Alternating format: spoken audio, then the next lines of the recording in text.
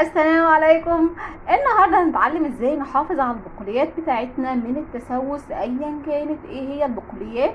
ادي البقوليات بتاعتي دي اللي بتقعد بره التلاجة، زي المكرونات والرز والشعرية. دي من الحاجات اللي انا بحطها بره التلاجة. طب احافظ عليها ازاي من التسوس؟ يلا بينا نشوف مع بعض. انا بحافظ عليها اني بحط لها ورقه لوري في كل برطمان بالشكل ده عشان ما يوصلهاش اي سوس. ده بالنسبه للبقوليات اللي بتفضل بره التلاجة. طب يلا نشوف مع بعض البقوليات بقى اللي بنحطها في التلاجة. دلوقتي معايا كل البقوليات اللي احنا بنحطها في التلاجة، تحطيها في الدرج وتحطيها على الشبكة زي ما تحبي، بس اهم حاجة لازم البقوليات دي نحطها في التلاجة. دي عبارة عن ايه؟ زي فول مدشوش، اللوبيا ام عين سودا، العدس الاصفر، فاصوليا، حمص، فشار، لسان عصفور، طماط مطحون،